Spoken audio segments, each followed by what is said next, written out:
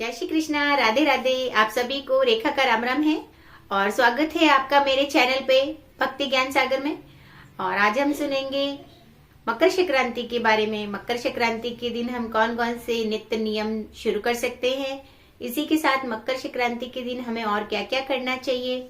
मकर संक्रांति के दिन उनसे जुड़ी धार्मिक पौराणिक प्रचलित जो है प्रमुख कथाएं हम जानेंगे। तो बने रहे वीडियो के अंत तक और वीडियो को पूरा देखें। साथ ही अगर आप मेरे चैनल पर पहली बार आए हैं तो मेरे चैनल को सब्सक्राइब करके बेल आइकन का बटन जरूर दबाएं।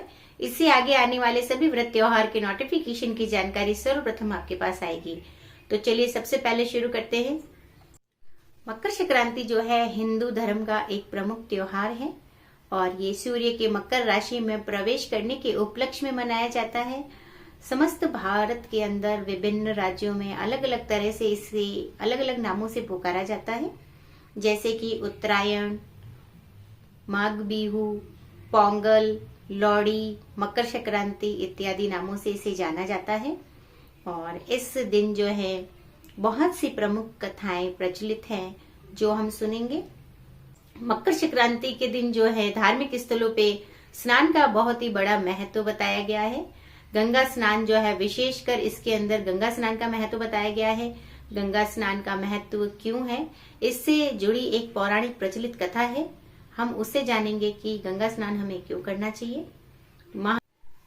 प्राचीन कथा के अनुसार राजा सगर ने अश्वमेध यज्ञ किया और अश्वमेध यज्ञ के समय इंद्र भगवान जो है अश्वमेध यज्ञ के घोड़े को चुराकर कपिल मुनि के आश्रम में बांध देते हैं।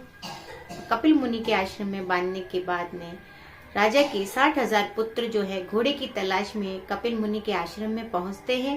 कपिल मुनि के आश्रम में पहुंचकर वो कपिल मुनि पर घोड़े की चोरी का आरोप लगाते हैं, जिससे क्रोधित होकर कपिल मुनि उन्हें श्राप देते हैं और उन्हें सब 60,000 पुत्रों को वहीं पे भस्म कर देते हैं।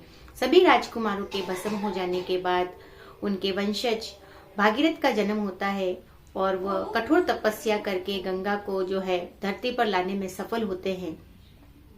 और उनके पीछे पीछे गंगा कपिल मुनि के आश्रम में आती हैं, जहां राजकुमारों के शव पर की भस्म पड़ी होती है और उन सभी को जो है गंगा के पावन पवित्र जल से मुक्ति प्रदान होती है। तो इसी वजह से इस दिन गंगा स्नान का बहुत ही महत्व माना जाता है। मकर संक्रांति के दिन आप गंगा जल मिश्रित जल से भी स्नान कर सकते हैं। जरूरी नहीं है कि आप गंगा जी ही जाएं। यदि आप गंगा जी ना जा पाए तो भी आप गंगा जल मिश्रित जल में आप स्नान करें। इससे आपको गंगा स्नान का भी फल मिलता है। तो मकर संक्रांति के दिन हमें गंगा स्नान जरूर करना चाहिए। तो ये थी एक प्रचलित कथा। इसके बाद में हम दूसरी कथा सुनेंगे। मकर संक्रांति की एक प्रमुख प्रचलित कथा जो है उसके अनुसार जब महाभारत के वीर भीष्म पितामह अर्जुन के बाणों द्वारा घायल हुए थे, तब उन्होंने अपनी मृत्यु के लिए उत्तरायण काल का जो है समय का इंतजार किया था। और उत्तरायण काल जो है वो शुभ माना जाता है। ऐसा माना जाता है कि उत्तरायण काल में मृत्यु को मोक्ष प्राप्ति का मार्ग समझा जाता है। इसीलिए भीष्म पितामह ने उत्तरायण का जो है इंतजार किया था। इस दिन सूर्य जो है मकर राशि में प्रवेश करते हैं, इसीलिए दिन बड़े होने लगते हैं और रात्रि छोटी होने लगती है। सूर्य भगवान इस दिन शनिदेव से मिलने गए थे। शनिदेव जो है वो मकर राशि के स्वामी कहलाते हैं। तो पिता और पुत्र के जो है संबंधों को और प्रेम को बढ़ाने वाला भी ये त्योहार माना जाता है। पारिवारिक आपसी संबंधों को बढ़ाने वाला भी ये त्योहार माना जाता है। इस दिन सभी संबंधी जो है मिलकर हर्षोल्लास से पतंग उड़ाते हैं, गुड़ तिल के लड्डू बनाकर आपस में बांटते हैं और खाते हैं। दान पुण्य का इस दिन विशेष महत्व माना जाता है और बड़े ही हर्ष और उल्लास के साथ ये त्योहार मनाया जाता है। इसी के साथ एक विष्णु भगवान की प्रचलित कथा भी इससे जुड़ी हुई है, वो भी मैं आपको सुनाती हूँ। एक समय में विष्णु भगवान जो है राक्षसों का वध करते हैं और का मनाया जाता है। इसी के साथ बहुत सी छोटी छोटी ऐसी प्रचलित और पौराणिक धार्मिक कथाएं इससे जुड़ी हुई हैं। यह पर्व भगवान सूर्य को समर्पित है और इस दिन भगवान सूर्य की आराधना की जाती है, पूजा अर्चना की जाती है और उनकी जो है झुपड़ी बनाकर और उन्हें खींच और गुड़ का भोग लगाया जाता है। इसी के साथ बहुत से नित्य नियम जो है हम इस दिन शुरू करते हैं और उन नित्य नियमों को जानने के लिए आप वीडियो के अंत तक बने रहें। तो शुरू करते हैं। सबसे पहला नियम है घाट पाट, जो है मकर संक्रांति के दिन यानी कि सास ससुर को सीढ़ी चढ़ाने का नियम होता है।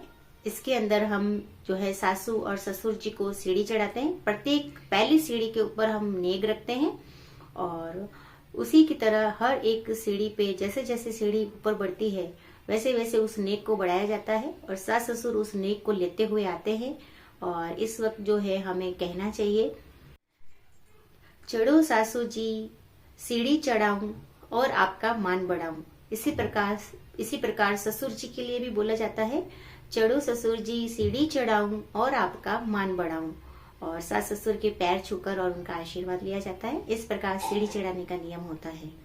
मांग भरवाने का नियम, इस जो है नियम के अनुसार एक सुहागिन स्त्री से जो है प्रत्येक संक्रांति के दिन हम मांग भरवाते हैं और वापस जब बड़ी संक्रांति आती है तब हम सुहाग पोटले के अंदर सारी सुहाग की सामग्रियां डालकर, विशेषकर मांग, सिंदूर, मेहंदी, रौली डालकर और उसे जो है सासू जी के पैर छूकर और उसे कल्पना करके दिया जाता है। तो इस प्रकार उसका उद्यापन होता है। इसके बाद जो है हम इस दिन राम कथा सुनने का भी नियम झेलते हैं। प्रति वर्ष हम ये प्रण लेते हैं कि हम राम कथा सुनेंगे या फिर राम कथा सुनाएंगे। तो प्रतिदिन आप राम कथा सुन के भोजन करें या फिर राम कथा सुनाकर भोजन करें। इस प्रकार का नियम भी हम संक्रांति के दिन शुरू कर सकते हैं। संक्रांति से जो है धर्म राजा की बात पोपाबाई और राईबाई की बात के साथ भी सुनी जाती है। प्रतिवर्ष नहीं तो ये बात जो है संक्रांति से 7 दिन, 11 दिन या फिर 21 दिन पहले आप सुनना शुरू कर सकते हैं और फिर वापस जब बड़ी संक्रांति आती है तब वो जो है धर्मराज जी की उद्यापन विधि होती है। उद्यापन विधि के अंदर जो है जोड़े में पोशाक और सारी पहनने की चूड़ी चप्पल के साथ सारी पोशाक होती है।